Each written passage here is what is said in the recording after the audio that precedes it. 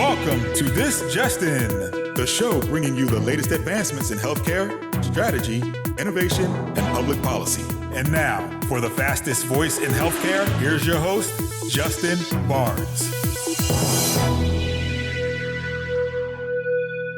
Thank you for tuning in, and welcome to This Just In. I'm your host, Justin Barnes. In these segments, I'll bring you the latest advancements in healthcare, strategy, innovation, and public policy. As always, we're broadcasting from the This Just In studios on the Business Radio X network, as well as the Healthcare Now radio network. For this episode, my 215th episode, we have a follow-on show here, and very fortunate to have two healthcare pioneers and leading healthcare authors, Dr. John Halamka and Paul Cerrato. Welcome back to the show, gentlemen. Thank you. It's always great to have you. Thanks so much. You got it. You got it. And we're here to discuss your new book, The Digital Reconstruction of Healthcare, Transitioning from Brick and Mortar to Virtual Care. And I know this is on, if it's not, it should be on the top of mind of everybody in healthcare. I mean, certainly as a provider, as a healthcare organization, but certainly as a patient, because our worlds have changed tremendously on how and where and when we engage providers in healthcare. And so I'm excited for this show. It's a great book. I've been able to see most of it. And the first show was fantastic. We left a great cliffhanger on virtual care and in which you guys see some of the evolutions here. But before we dive in to our second show here, John, where are you calling in from, my friend? I am in Sherborne, Massachusetts at Unity Farm Sanctuary, watching the ice get a little bit more liquid, but just wait a few hours, it'll get solid again. And how many animals do you have around you right now? So there are 300, but since the snow is still about 24 inches deep, I don't have the usual ducks, geese, and guinea fowl outside my office window. That's so cool. If everybody has a chance, please do check out the Unity Farm Sanctuary. They're on all the social platforms. I watch some of the live streams, but it's just a blessing. Dudley's a good friend of mine. I actually need to re-up my support for him and his feed, because you take obviously support from communities, correct? And as individuals. Yeah, and so we are a 501c3 charity, and so all the animal care, medical care, and food is all charitable. Yep, I need to get my part back in there. It's great therapy. So I love to personally see it.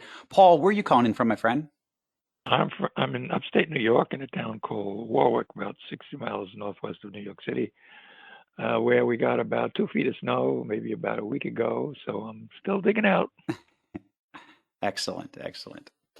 So we talked about really some of the advents of virtual care and even some of the major tenets that we see as innovations. You brought up the term navigators, which I completely agree, because there's certainly a chasm out there. Virtual care is a very complex topic. And a lot of institutions, when I get out there and I speak with people, they're not sure where to start, or also their definition of virtual care is very different. And there's nothing wrong with that, but this show I like to use as a medium to offer best practices, strategies, blueprints for success. So again, if you didn't hear the first episode, please tune into that. John and Paul lay out some great tenets of where to get started and also what to look out for. We've dove into a little bit of AI, which is usually a big topic in machine learning, but also some ways to successfully manage that and use AI and implement it in machine learning.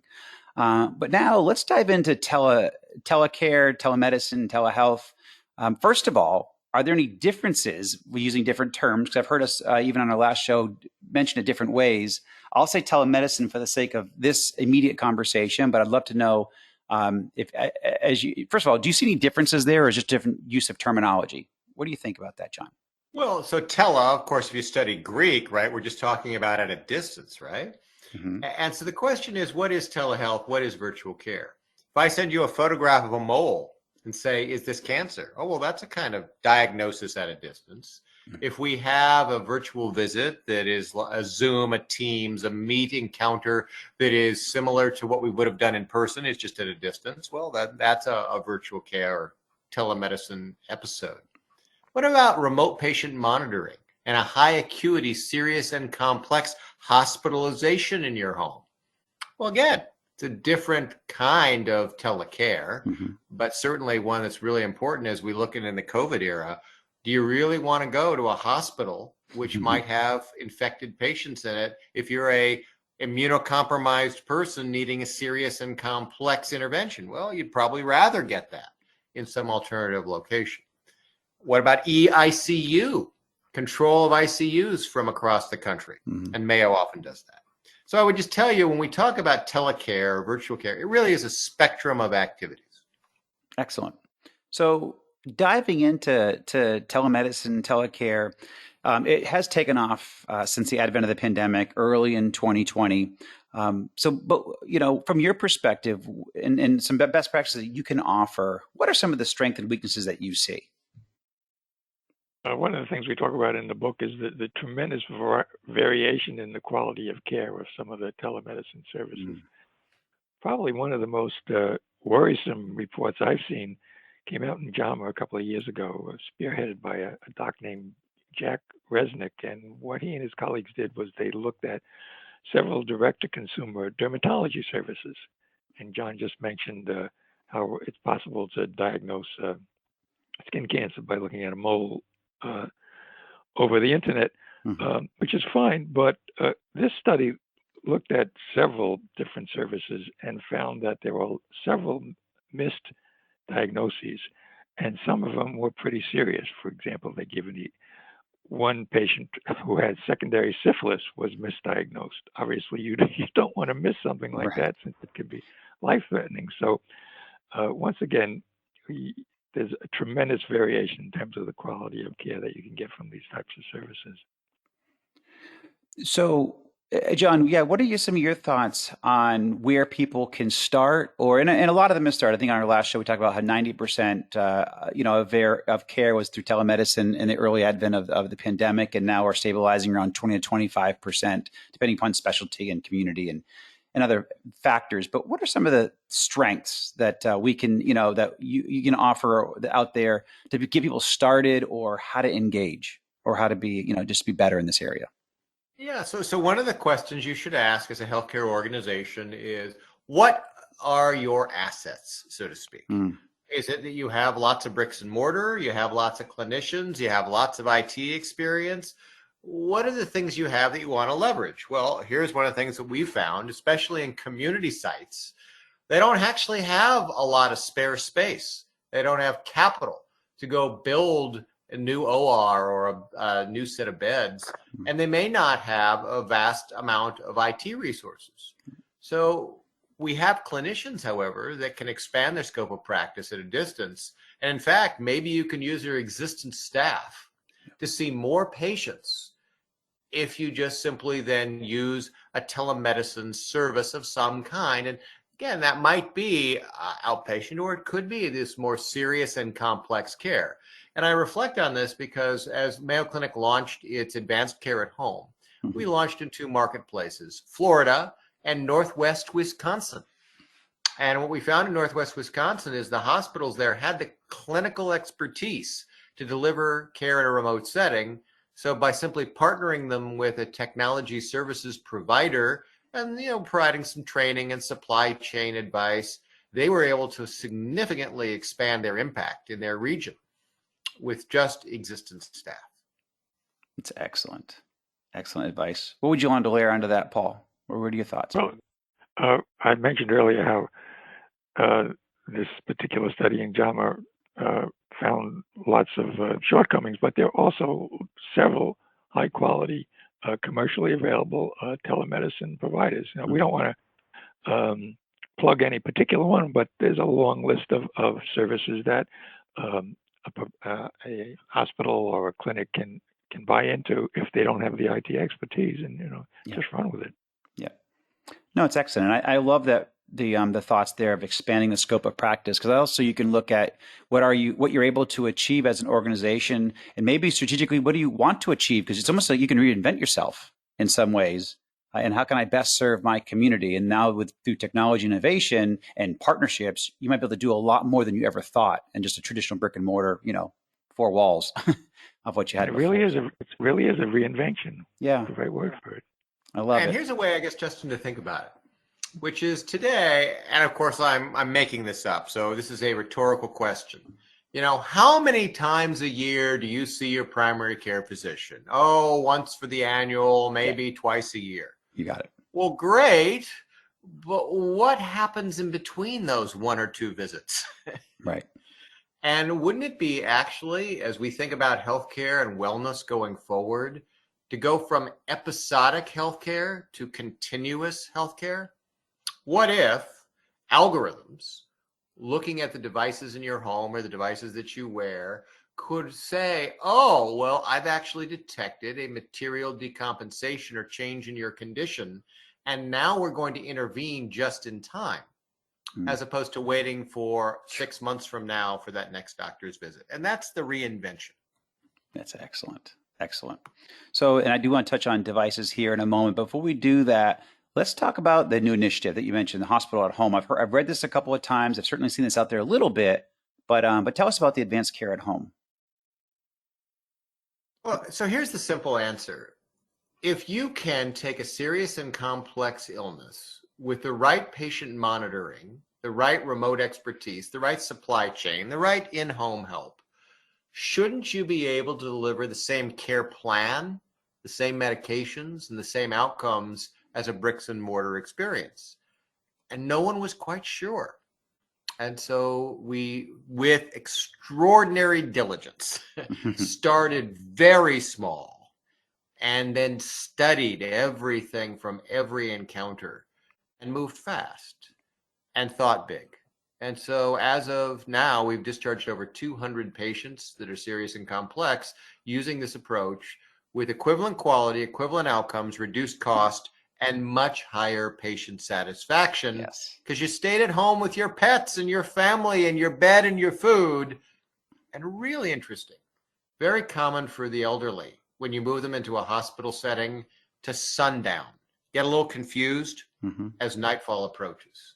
What we saw in a home hospital approach, no sundowning, because you never leave that familiar environment. So lots of interesting benefits. Did you see this evolve more quickly because of COVID or with COVID? Did it help you in some way move this initiative forward faster? 2 ways. So first, what we found was, especially for those who are immunocompromised, they actually preferred to get their acute care outside of a bricks and mortar facility purely to avoid contact with those who might be infected. So that was good.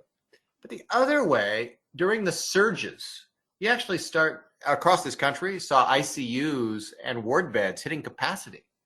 So it allowed us that surge protection, so to speak, of being able to admit patients into their homes and see 20 more patients in an inpatient setting than beds were available in a community. Worked really well. Wow. That's excellent. What are your thoughts, Paul? What would you add to that? Yeah, I recently had a conversation with A.J. Dunn, who is right in the middle of this advanced care at home project. He's one of the administrators there. And he brought up a couple of interesting points. One of them, he mentioned that the hurdles that they have in dealing with insurers. Because when you approach a typical insurer, they don't have a model for hospital at home care. So it's like, where do we place this in our portfolio? So what they've had to do is go one by one with each insurance company to explain the cost effectiveness of it, and that's how the program is advancing. And the other thing that he talked about was there's something in their system called a syndrome sniffer. So it's a tool, a digitally enhanced tool to help with detecting or spotting patient deterioration early on, which is something that is often missed in a hospital setting. So those 2 things really stood out in the conversation that I had with them. That's excellent. That's excellent. For those just tuning in, we're speaking with authors Paul Cerrato and Dr. John Halamka about their new book, The Digital Reconstruction of Healthcare, Transitioning from Brick and Mortar to Virtual Care. And you've heard that theme over and over now, which is excellent. So diving in here, how is voice technology having an impact on diagnosis of heart disease and neurologic orders? Paul, do you want to start off there? Or? Yeah, some of the interesting projects that are going on at Mayo Clinic. It's possible to take voice samples and analyze them for emotional content. So one group of researchers asked for patients to provide a positive and a negative emotional experience. And what they found was that the negative emotional experiences were more common amongst people who were likely to eventually develop heart disease. And the rationale behind it is probably the negative emotional experiences reflect some sort of change in the adrenal system, which in turn, everybody knows the connection between stress and heart disease. So taking samples of the voice is one way to help predict the onset of heart disease. Wow, that's fascinating. It is. Well, or Justin, let me give you a couple other examples. So imagine that you have a change, not in the content of your speech, but in the tone and the amplitude. Can you, through an AI model, detect neuromuscular disease like Parkinsonism or Lou Gehrig's disease, ALS, through changes in the way you speak? And the answer is yes, with actually a high degree of certainty.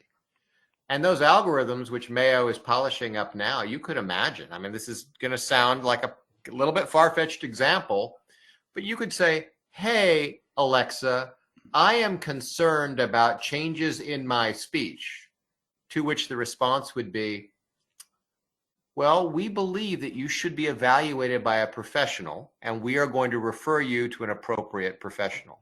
Because the algorithm behind the scenes has detected that there is, in fact, a correlation with a developing neuromuscular syndrome. Wow. Yeah, I can really see this certainly with Alexa and other voice-enabled technologies and innovation. So that's awesome. I love it. And I'm sure most of my listeners have not heard that before, so it's pretty fascinating. So let's dive in a little bit, because you brought up medical devices and wearables now a few times, and also in our previous episode. I know you guys have really studied some of the cybersecurity and the risk there. So do you want to start off and highlight some of that, John? Sure. So what does IoT stand for? Internet of Targets. That's good. Right? So here we are taking these devices that have maybe very little security protection and connecting them to our computers and our home networks. And I'm sure you remember, Justin, just not so long ago, Home Depot had a major hack. Sure. And how did they get into Home Depot? The air conditioners. What? Well, it turns out air conditioners had thermostats that had IP connections and very little security protection. And so this is absolutely critical, that as we look at the new connected devices in healthcare, that we are paying attention to cybersecurity risk. Dr. Kevin Fu was just appointed as the FDA's first lead of their cybersecurity efforts. And his role will be to publish the guidelines and best practices so that manufacturers and users understand how to minimize risk. Is there a time frame there? Do we know? Is it next 12 months, 18 months? Have they wrapped a time frame? Well, of course, I can't speak for what the government is likely to issue in terms of Right. regulatory guidance. But Dr. Fu has been working in this area for more than a decade. Okay. And I have a feeling that he delivered grand rounds last week at Mayo Clinic. Okay. I have a feeling that he is going to work quite rapidly to give us all a set of best practices. Excellent. So that we recognize that we're as strong as our weakest link, and many connected devices are pretty weak. You got it. And it's just good also to be reminded of this, because, we could see that today in numerous areas of our lives, but certainly healthcare is critically important to all of us, or at least it should be. So looking forward to mitigating those. What would you add to that, Paul, or your thoughts there, Paul? Yeah, John talked about we're as strong as our weakest link. When you dive into some of the devices and the operating systems that they use, weakest link doesn't even describe the problem. Some of these devices still use outdated Microsoft OSs, systems operating systems that are no longer supported by Microsoft, which means they're no longer supported. You no longer get the security patches that you need. Some of the devices are come with a user's manual, for instance, and that user's manual is easily available on the internet for any hacker to get. And oftentimes these devices have a default password, so it might be 123 John. Right. And anybody who opens up the user manual knows what that password is. And oftentimes the hospitals never change the password. So it's an invitation. It's an invitation. You're right. Unless you think that what Paul has said is rare, you probably saw in the news in the last 2 weeks a small municipality had its water system hacked. Sure. And was this because they had a nefarious skilled hacker? No, it's that they didn't change any of the passwords and all the passwords were the same. Yeah, exactly. And so my follow-up question was going to be a best practice to mitigate some of these risks, but I think we just came across the simplest best practice is to change passwords and create unique passwords. Well, but how about this, Justin? Yep. Multi-layer defense. So what do I mean by that?